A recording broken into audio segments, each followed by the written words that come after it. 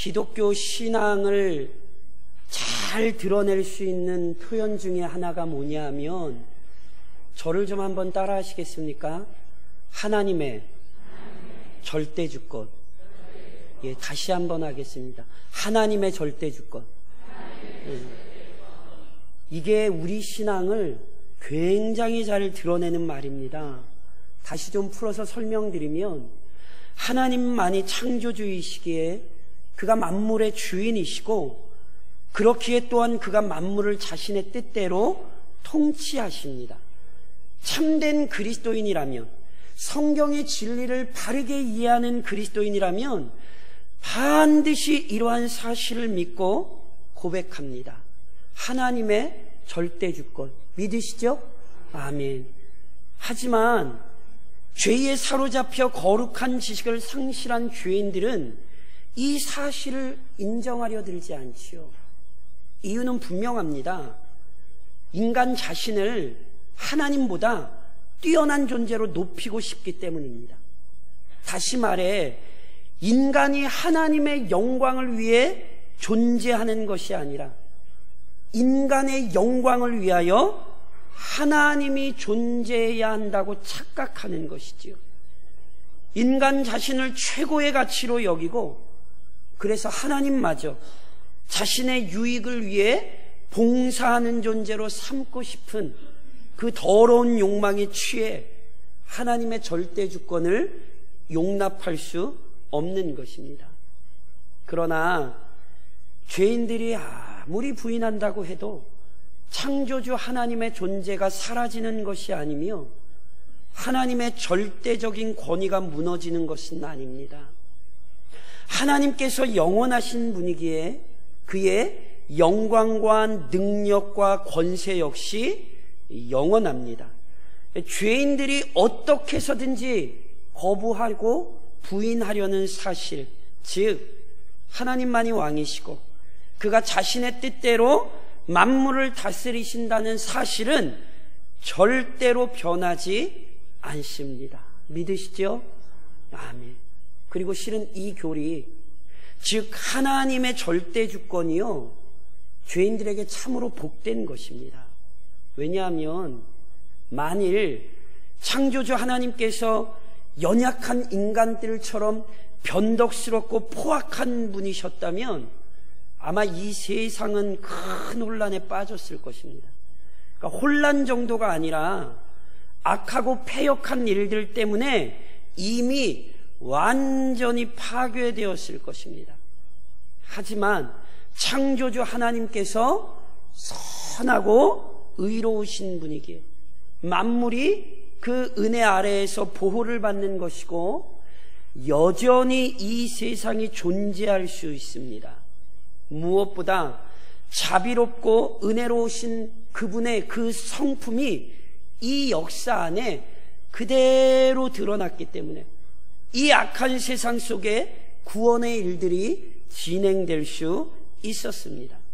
다시 말해 하나님께서 주권적으로 자신의 뜻대로 이 세상을 다스리지 않으셨다면요, 구원 사건도 없고요, 지금 우리가 살펴보고 있는 믿음의 사람들의 행적도 없었을 것입니다. 그런즉 오늘도 먼저 이 말씀 앞에서 하나님의 주권적인 은혜와 섭리를 기억하며 감사하십시오. 하나님께서 우리를 그 은혜 안에서 부르셨기에 우리가 지금도 진리의 말씀을 함께 살펴볼 수 있는 것입니다.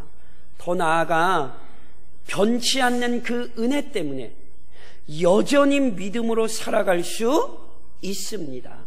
그러니 우선 이 사실을 기억하고 본문을 통해 제시되는 믿음의 행렬에 동참할 것을 오늘도 우리가 결단해야 합니다.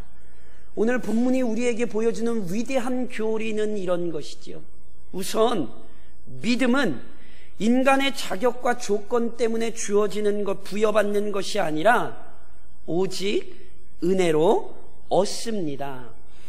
본문에 나온 라합의 이야기는 지난 시간 살펴보았던 여리고 성 전투와 관련이 있습니다. 이스라엘 백성들은 신실하신 하나님의 손길 안에서 약속의 땅 가나안에 이르렀습니다. 그리고 공의로운 심판자이신 하나님의 명령에 따라 가나안 민족들의 죄악을 징벌하는 가나안 정복 전쟁을 시작하게 됩니다. 그 첫 번째 전쟁이 무엇입니까? 바로 여리고성 전쟁입니다. 이때 여호수아가요, 여리고성을 점령하기 전에, 공격하기 전에 정탐꾼 2명을 보내 성 안의 상황을 살펴보도록 했습니다. 그런데 당시 여리고는 이스라엘의 가나안 진입으로 인해 경계가 무척이나 강화된 상태였기에 안타깝게도 이 두 사람의 신분이 노출되고 말았습니다. 그래서 여리고 왕이 이 2명의 정탐꾼을 체포하기 위해 이들이 여리고에 들어와 기거했던 라합의 집으로 병사들을 보내지요. 그런데 그때의 상황을 성경이 여호수아 2장에 이렇게 기록합니다. 그 여인이 그 두 사람을 이미 숨긴지라. 그리 이르되 과연 그 사람들이 내게 왔었으나 그들이 어디에서 왔는지 나는 알지 못하였고 그 사람들이 어두워 성문을 닫을 때쯤 되어 나갔으니 어디로 갔는지 내가 알지 못하나 급히 따라가라. 그리하면 그들을 따라잡으리라 하였으나 그가 이미 그들을 이끌고 지붕에 올라가서 그 지붕에 버려놓은 3대에 숨겼더라. 아마 교회를 조금 다니신 분들이라면 잘 아시는 사건이죠. 여리고 왕이 정탐꾼을 잡으러 군사를 보냈더니 어떤 일이 벌어지죠? 놀랍게도 이 모든 상황이 벌어질 것을 눈치챘던 라합이 이미 정탐꾼을 숨겼습니다. 그리고는 자국의 병사들을 속여 헛수고를 하게 만들지요. 어찌 보면 이해되지 않는 행동입니다. 하지만 라합의 행동에는 분명한 이유가 있었습니다. 추격하는 사람들을 돌려보낸 뒤 라합이 정탐꾼들을 숨겨놓은 지붕에 올라가 그들에게 숨겨진 이유를 이렇게 이야기합니다. 여호수아 2장에 이렇게 기록이 되죠.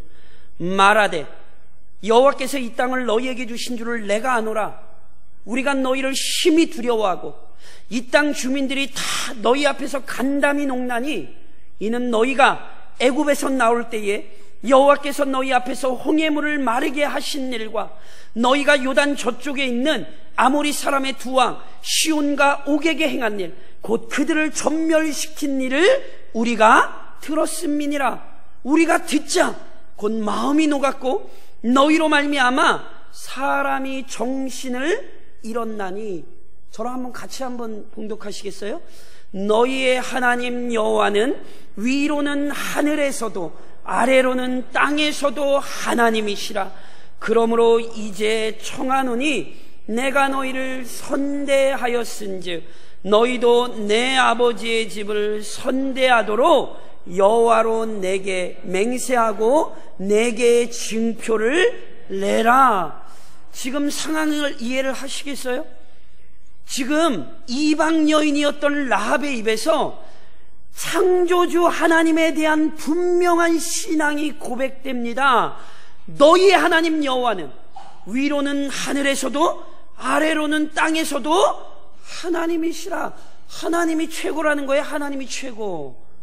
그걸로 안 끝나죠. 그리고 라합은 하나님을 의지하는 것만이 자신과 자신의 가족을 살리는 방법이라는 사실을 아주 정확히 알았어요. 그래서 내가 너희를 살려준다는 거예요. 그러니 너희도 나를 선대해라, 나를 살려내라, 이렇게 얘기하는 거지요. 조금 달리 표현하자면 라합은 자신의 민족이 아닌 하나님을 선택한 것입니다. 그래서 성경은 이 라합의 행동을 믿음의 행동이라고 정확히 밝히는 거예요. 더 나아가 성경은 이 사건을 통해 위대하고 신비한 구원의 섭리를 입증합니다. 라합이 어디 사람입니까?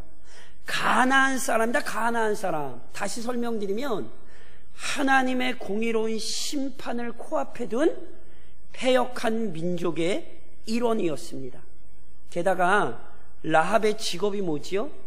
기생이지요. 요즘 말로 하면 창녀입니다. 이거를 자꾸 바꾸려는 시도들이 있었는데 아니요, 이거 바꿀 수 없어요.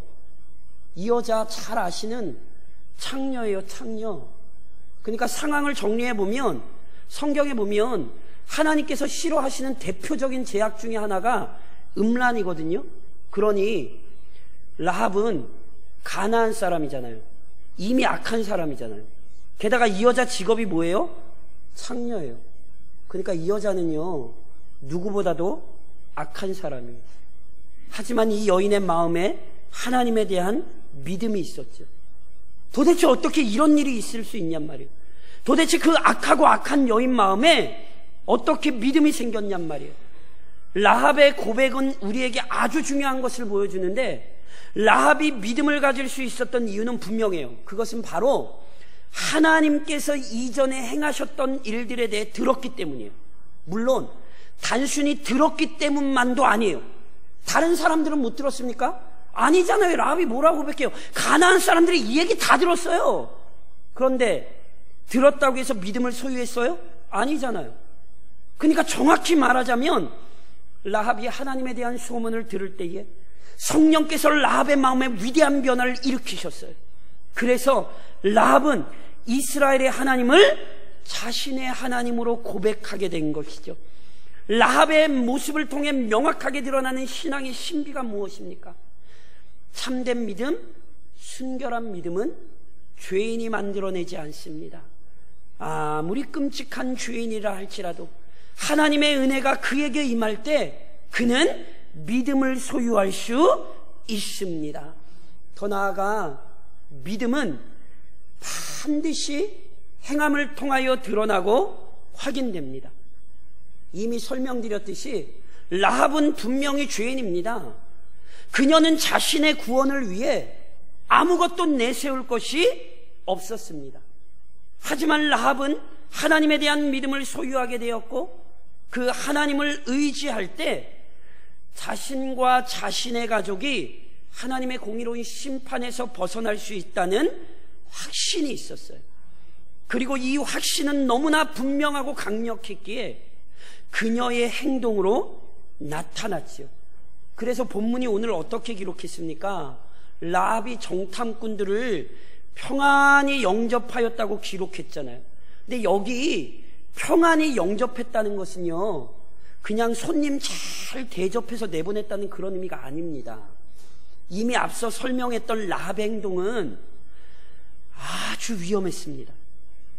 여리고와 이스라엘은 반드시 서로를 죽여야 했던 관계입니다.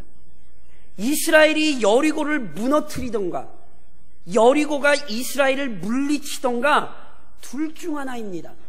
그렇기에 라합이 정탐꾼들을 살려주기 위해 거짓말을 한 것은 여리고 사람들의 입장에서 보자면 민족을 배신한 행위입니다.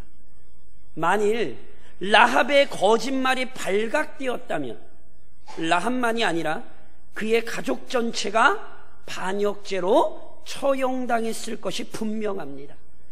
이처럼 라합의 행동에는 큰 위험이 따랐습니다. 하지만 라합은 주저하지 않고 정탐꾼을 살렸습니다. 그녀는 자신의 민족이 아니라 이스라엘 민족을 선택했고, 그녀는 가나안의 수많은 우상이 아니라 창조주 하나님을 의지했습니다. 왜요?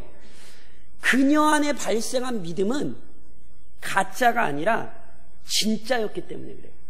그렇기에 죽음을 각오해야 했으나 주저하지 않았습니다. 앞에서도 이런 증거들이 많이 나타났죠. 마치 노아가 120년이라는 시간 동안 묵묵히 방주를 만든 것처럼 아브라함이 네 아들 바쳐 하나님 말씀하셨을 때 주저하지 않고 그 아들을 독자 이삭을 번제로 드렸던 것처럼 라합 역시 그녀 안에 역사하고 있는 믿음에 따라 담대하게 행동했던 것이지요. 물론 이 부분에 있어서 혼동하지 마셔야 할 것이 있습니다. 야고보서 역시 동일하게 라합에 대한 이야기를 기록하거든요. 야고보서 2장에 이런 기록이 있습니다. 또 이와 같이 기생 라합이 사자들을 접대하여 다른 길로 나가게 할 때에 행함으로 의롭다 하심을 받은 것이 아니냐? 행함으로 의롭다 하심을 받은 것이 아니냐? 야고보서의 가르침을 전체적으로 잘못 이해하면 라합이 정탐꾼을 살려주었기 때문에 그녀가 의롭다함을 얻은 것이라고 이해할 수 있습니다. 즉, 그녀가 올바르게 행동했기 때문에 또는 착하게 행동했기 때문에 의롭게 여김을 받았다, 이렇게 이해할 수 있거든요. 이렇게 이해하시면 안 돼요. 이거를 뭐라 그러냐면 행위구원론 또는 율법주의라 그러는 거예요. 무슨 얘기입니까? 인간의 행동이 인간을 구원하지 않습니다. 이것은 혼동하시면 안 돼요. 앞서 설명했듯이 라합의 믿음은 은혜의 결과이지 자격이나 조건의 결과가 아닙니다. 오히려 율법주의 또는 행위구원론의 문제를 이렇게 설명드릴 수 있어요. 자, 제가 여쭤볼게요. 라합이 정탐꾼을 살려준 방법이 거짓말입니까? 아닙니까? 별 모르시겠어요? 아니, 라합이 정탐꾼을 살려준 게 거짓말이에요? 아니에요? 그쵸, 거짓말이에요. 아유, 목사님, 착한 거짓말. 이상한 소리 하지 마세요.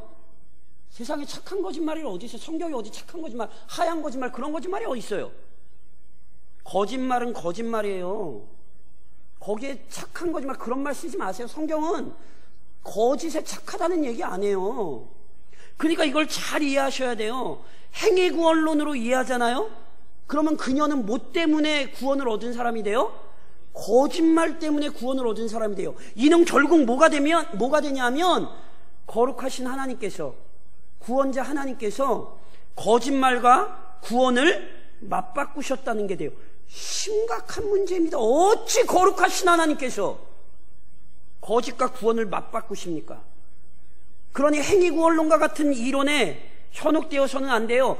인간의 행함이 우리에게 구원을 가져오지 않아요. 그렇다면 라합의 행동을 어떻게 이해해야 합니까?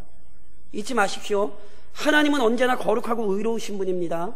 하나님은 한 번이라도, 한순간이라도 그는 거짓을 가까이 하실 수 없습니다. 그렇게 하나님께서는 라합의 거짓말 때문에 그녀를 인정하신 것이 아니에요. 하나님께서는 이미 은혜로 라합을 택하셨고요, 그 은혜 안에서 라합의 거짓말도 용서하신 거예요. 그러니까 성경이 말하는 라합의 믿음은 거짓말을 한 게 아니라 창조주 하나님을 의지한 거예요. 이게 믿음이에요. 결국 야고보서가 강조한 것도 그녀의 행함이 구원의 근거였다는 얘기가 아니라 하나님을 의지했던 믿음이 분명한 행동으로 나타난 것을 강조한 것이죠. 야고보서 그래서 2장 26절에 잘 아시는 구절이 있잖아요. 영혼 없는 몸이 죽은 것 같이 행함 없는 믿음은 죽은 것이니라. 라합의 믿음이 진짜였잖아요. 그러니까 라합의 믿음이 나타난 거예요. 목숨을 거는 일이 있었지만 그래도 그 목숨을 걸면서까지 믿음을 드러낸 거죠. 이처럼 믿음은 반드시 행함으로 나타나는 거예요. 그리하여 결국 믿음은 영광스러운 열매를 얻게 합니다. 라합의 믿음은 라합이 스스로 만들어낸 것이 아니라 하나님의 선물입니다.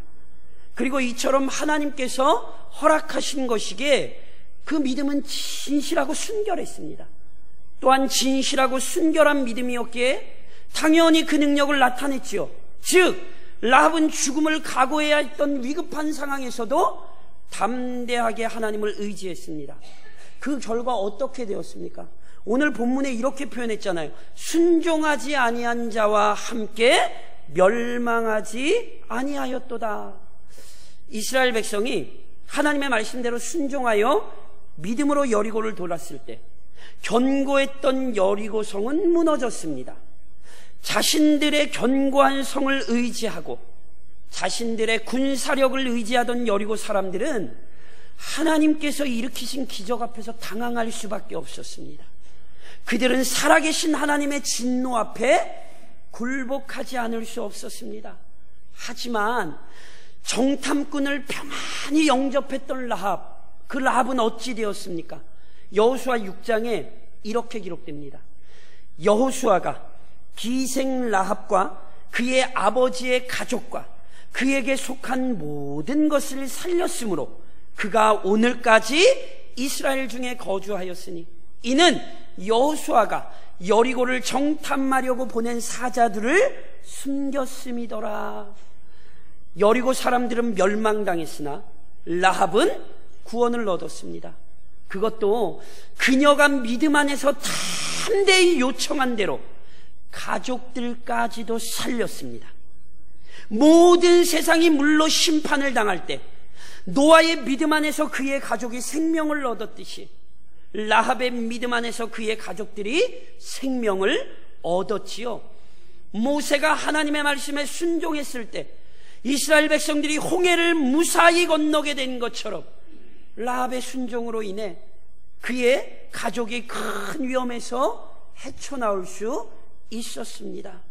이런 의미에서 라합의 이야기는요, 한 사람의 믿음이 많은 사람을 살려내는 놀라운 열매를 거둘 수 있다는 사실을 분명히 보여줘요. 오늘 내 믿음이 많은 사람을 살려내는 방편이 될 수 있습니다. 그래서 믿음을 잘 지키셔야 되는 거예요. 그런데 라합의 믿음이 이루어낸 영광은 이것이 전부가 아니에요. 오히려 라합의 믿음의 결국은 그 이후의 역사에서 진가를 드러냅니다. 예수님의 12제자 중 한 사람이었던 마태는 예수님의 행적에 대한 계시를 남기지요. 그게 뭡니까? 마태복음입니다. 이때 마태는 자신의 복음서를 예수님의 족보로 시작하잖아요. 그렇죠? 잘 아시죠? 근데 바로 그 족보에 한 구절이 이렇게 기록되죠. 마태복음 1장 5절입니다. 살모는 라합에게서 보아스를 낳고 보아스는 룻에게서 오벳을 낳고 오벳은 이새를 낳고. 라합의 이름이 어디에 들어갑니까? 예수님의 족보에 들어갑니다. 무슨 얘기죠? 라합은요, 예수님의 육신적인 조상이 되었어요. 이방 여인이요, 기생이었던 사람인데 예수님의 조상이라는 영광을 얻었습니다. 만일 라합에게 믿음이 없었다면, 그리고 그녀가 그 믿음 안에서 행동하지 않았다면 이것은 결코 얻을 수 없던 영광스러운 결과입니다. 오직 라합이 하나님께서 자신에게 허락하신 믿음에 따라 합당하게 순종했기에 그녀는 상상할 수도 없던 영광의 자리에 이르게 된 것이죠. 이것은 라합의 이야기만이 아니라 믿음을 가진 모든 자들의 결국입니다. 아까 제가 족보를 읽어드릴 때 라합이 보아스를 낳았잖아요. 근데 보아스가 누구랑 결혼했는지 아세요? 룻이랑 결혼했어요. 룻 아시죠? 사사기 다음에 룻기에 나오는 룻은 또 누구예요? 이 사람도 이스라엘 사람 아니라 모압 여인이에요. 그런데 놀랍게도 이 이방 여인 룻의 마음에 믿음이 싹 텄잖아요. 그래서 고생길이 뻔히 보이는데도 불구하고 시어머니 나오미를 따라 유대 땅으로 이주했고, 무엇보다 시어머니가 섬기는 하나님이 나의 하나님이 될 것이라고 그 하나님을 의지했잖아요. 룻 역시 믿음으로 행동했고 그 결과 예수님의 조상이라는 영광을 얻게 된 것이라니까요. 이 역시 믿음의 결과이죠. 게다가 제가 지금 읽어드린 족보, 이 족보를 기록한 사람이 누굽니까? 마태 아닙니까? 마태. 근데 마태도요, 믿음 안에서의 영광스러운 결과에 이른 사람입니다. 원래 마태의 직업이 뭔지 아세요? 마태의 직업? 예, 세리죠, 세리. 근데 세리가 어떤 사람인지 아세요? 마가복음 2장에 보면 이런 구절이 있어요. 바리새인의 서기관들이 예수께서 죄인 및 세리들과 함께 잡수시는 것을 보고 그의 제자들에게 이르되 어찌하여 세리 및 죄인들과 함께 먹는가? 이 구절이 뭘 나타낸 줄 아세요? 예수님 당시에 죄인 그러면 죄인의 대명사가 누구예요? 세일이에요. 세일. 유대인들의 관점에서 절대로 천국을 얻을 수 없던 사람, 그 한 사람이 세일이란 말이에요. 그런데 그 세리였던 마태의 인생에 어느 날 놀라운 일이 일어나죠. 마태복음 9장에 보면 이런 말씀이 있어요. 예수께서 그곳을 떠나 지나가시다가 마태라 하는 사람이 세간에 앉은 것을 보시고 이르시되 나를 따르라 하시니 일어나 따르니라. 우리 주 예수 그리스도의 주권적인 은혜 안에서 마태가 제자로 부르심을 받습니다. 그때 마태는 주저하지 않고 믿음으로 응답하여 주님을 따랐죠. 그렇게 믿음으로 주님을 따라 나선 것이 마태를 영광의 자리로 인도했지요. 한때는 추락한 죄인으로 취급받던 자가 믿음 안에서 그리스도와 그의 교회를 위해 헌신하는 영광을 얻었습니다.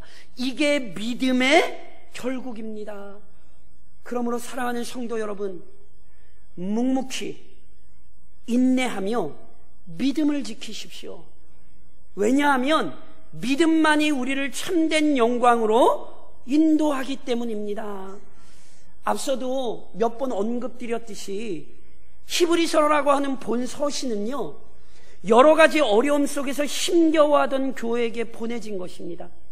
수신자들, 즉 이 편지를 받았던 사람들은요, 외부적으로는 지속적인 박해 때문에 고생이 아주 많았습니다.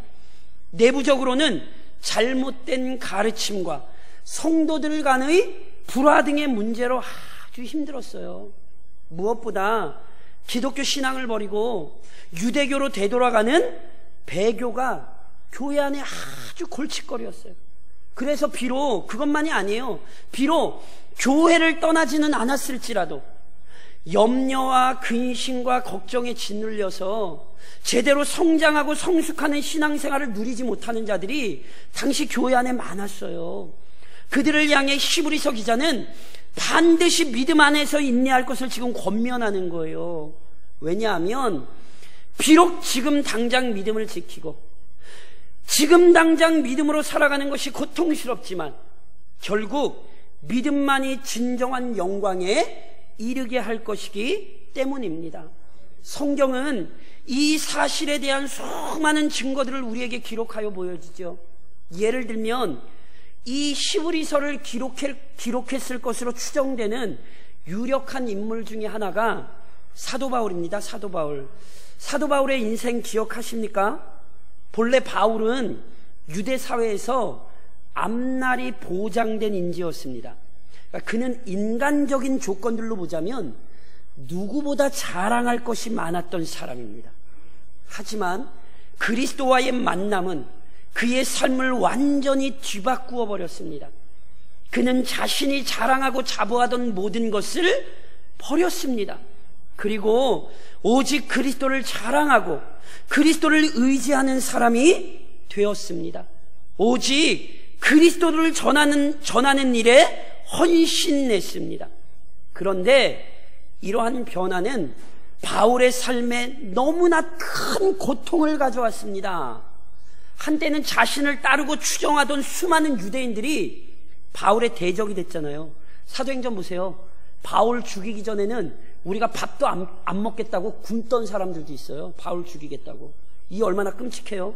바울은 가는 곳마다 수많은 박해와 핍박에 시달려야 했지요. 최후에는 복음을 전한다는 이유 때문에, 그리스도를 믿는다는 이유 때문에 자신의 목숨마저 포기하는 자리에 이르게 됐습니다. 그래서 바울이 불쌍해 보이세요? 그래서 바울이 애처로우십니까? 디모데후서 4장에서 바울은 이런 고백을 하죠. 전제와 같이 내가 벌써 부어지고 나의 떠날 시각이 가까웠도다. 나는 선한 싸움을 싸우고 나의 달려갈 길을 마치고 믿음을 지켰으니 이제 후로는 나를 위하여 의의 면류관이 예비되었으므로 주곧 의로우신 재판장이 그날에 내게 주실 것이며 내게만 아니라 주의 나타나심을 사모하는 모든 자에게도니라. 복음을 전한다는 이유 때문에 옥에 갇히고 심지어 자신의 죽음을 직감했던 바울이 무엇을 확신하고 있습니까? 믿음을 지켰으니 이제 후로는 믿음을 지키는 것이 자신으로 하여금 참된 영광에 이르게 한다는 것을 확신했죠. 실은요, 이 고백을 하던 순간까지도 이 확신 때문에 바울은 모든 고난과 역경을 이겨냈던 것입니다. 그리고 바울은 자신과 동일한 믿음을 가진 자들 역시 그 영광에 이르게 될 것을 알려주잖아요. 내게만 아니라 주의 나타나심을 사모하는 모든 자에게도니라. 동일한 믿음 안에 있는 자들이 동일한 영광에 이르게 될 것입니다. 그래서 바울은요, 부끄러워하지 말고 피하지 말고 순전하고 온전한 믿음을 끝까지 지켜야 한다는 사실을 강력하게 권면하는 것입니다. 그런즉 이 시간 마음속에 이와 같은 확신을 견고히 하십시오. 아무리 힘들고 어려운 일이 닥쳐도 저를 좀 한번 따라 하시겠습니까? 믿음으로 사는 것이 복이다. 믿으시죠? 그럼 좀 얼굴 좀 피고 얘기하세요. 믿음으로. 아니, 믿음으로 사는 것이 복인데, 믿음을 소유하고 있는 것을 감사하시고 변치 않는 믿음 안에 살기를 소망하십시오. 그리고 그 믿음 안에서 지금도 살아계시며 철저히 자신의 뜻을 이루시는 하나님을 의지하십시오. 여호수아가요, 여리고 성 앞에서 왜 정탐꾼을 보냈는지는 실은 알 수가 없어요. 일부 학자들은요, 하나님께서 직접 명령하셨을 것으로 봐요. 반면 일부 학자들은요, 여호수아가 철저히 전쟁을 준비하는 과정 중에 스스로 알아서 취한 행동으로 이해합니다. 뭐 정답은 모르겠어요. 궁금하면 천국 가서 여호수아한테 물어보세요. 그러니까 확실한 사실은 뭐냐면 정탐꾼을 보낸 것이 하나님의 구원 계획을 이루는 방편이 됐다는 것입니다. 그런데 이때 어느 누구도 이 사실을 미리 알고 행동한 것 아니라니까요. 여호수아가 여리고 성을 정탐하라고 정탐꾼을 보냈지, 너희들 라합 찾아가라 이렇게 여호수아는 얘기한 적 없다니까요. 정탐꾼들도 거기 라합이라는 여인을 알고 찾아간 게 아니에요. 라합의 직업이 기생이었을 뿐 아니라 그의 집은 성벽에 있는 숙박업소예요. 그러니까 그 여리고 성을 오고 가던 수많은 사람들이, 외부에서 오고 가던 사람들이 다 어디를 거쳐갔냐 하면 라합의 집을 거쳐가게 돼 있어요. 그러니까 정탐꾼들이 보기에 자신들의 정체를 숨기기에 가장 적합한 데가 어디예요? 라합의 집이에요. 그래서 그 집에 간 거예요. 그러니까 거기 라합이 있을 거라고 생각을 해서 간 게 아니라니까요. 게다가 라합도 정탐꾼들이 찾아올 거라고 생각한 적 없어요. 그러니까 이 모든 사람들이 그냥 각자 자신의 뜻에 따라 자신이 살던 대로 살았던 것인데, 하나님께서는 그 모든 일들을 주관하사 이전에 계획하신 구원의 사역을 이룬 거죠. 심지어 정탐꾼들이 발견된 건 역시 하나님의 손길이었어요. 만일 정탐꾼이 발각되지 않고 은밀하게 정탐만 하고 돌아갔으면 라합과 라합의 가정은 구원을 얻지 못했을 것입니다. 그러니까 인간의 눈으로 보기엔 굉장히 위급한 일이었지만 그것마저도 누가 일으키신 거예요? 하나님께서 일으키신 거란 말이에요. 그리고 라합만 좋았던 게 아니에요. 정탐꾼들이 라합의 고백을 듣고 돌아가서 여호수아와 이스라엘 백성이 그걸 알려줬잖아요. 야, 가나안 사람들이 지금 우리 때문에 두려워하고 있다. 하나님 때문에 우리를 두려워하고 있다. 이 라합의 고백은 누구에게 힘이 됐겠어요?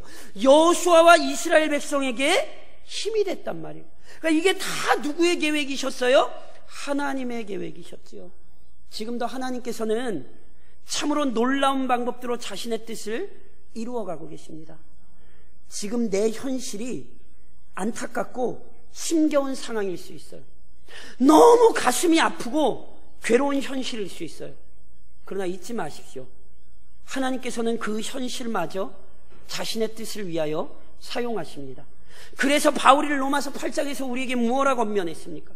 우리가 알거니와 하나님을 사랑하는 자 곧 그의 뜻대로 부르심을 입은 자들에게는 모든 것이 합력하여 선을 이루느니라.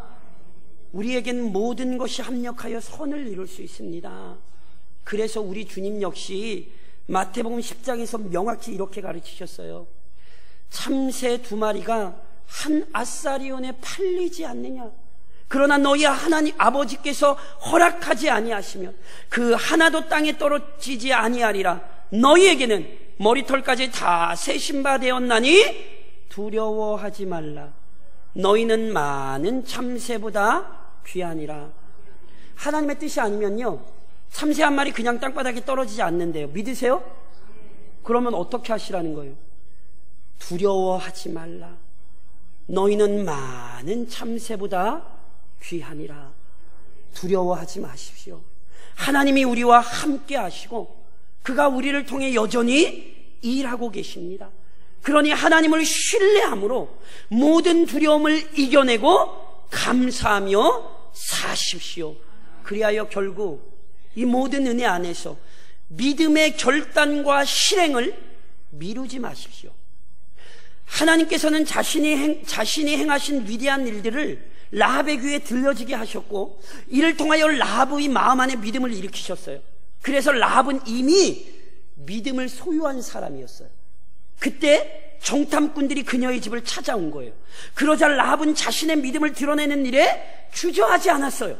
그녀는 정탐꾼들을 살렸고 자신의 믿음을 고백했잖아요. 만일 라합이 이거 살려줘야 돼 말아야 돼 주저했다면 정탐꾼들을 잡혀갔어요. 하나님께서 노아에게 명령하셨잖아요. 너 방주 만들어 120년 있어.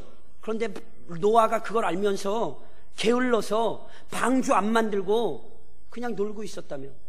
노아도 같이 홍수 심판 당했어요.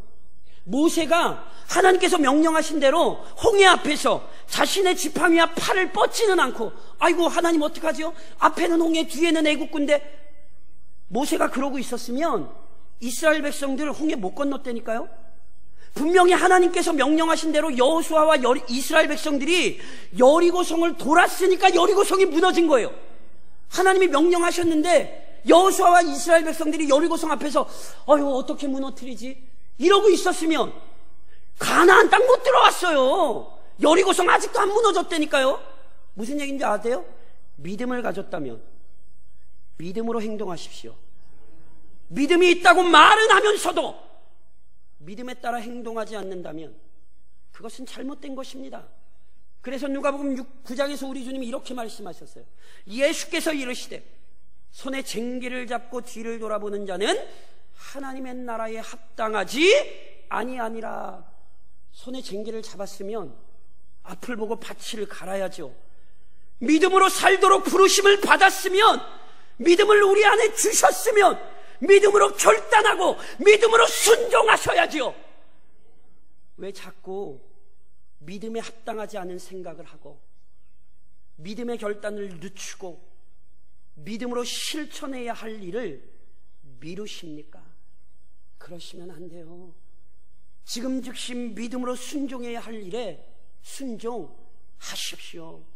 특별히 믿음의 결단과 실행에 있어서 우리가 늦추지 말아야 할 아주 중요한 사명이 있어요. 라합의 이야기는요, 그리스도인들로 하여금 복음 전파의 중요성을 인식하게 만들어요. 라합은 우리처럼 성경을 가지고 있었던 것 아니에요. 라합에게 천사가 나타나서 진리를 가르쳐준 것 아니에요. 라합은 단지 자신의 집에 오고 가던 수많은 사람들의 이야기를 들었어요. 그들을 통해 들었던 하나님께서 행하신 일들에 대한 이야기가 라합의 인생을 변화시켰어요. 오늘 내가 지체하지 않고 입술을 열어 하나님의 말씀을 가르친 것이 하나님의 놀라운 구원의 역사를 이루는 방편이 될 수 있습니다. 그러므로 이번 한 주간도 입을 열어 하나님의 역사를 이야기하십시오. 예수 그리스도의 십자가를 가르치십시오. 하나님께서 얼마나 놀라운 일들을 이루시는지 내 입을 통하여 증언하십시오. 그것이 하나님의 영광을 드러낼 것이요 하나님의 택하신 자들을 주님 앞으로 이끄는 방편이 될 것입니다.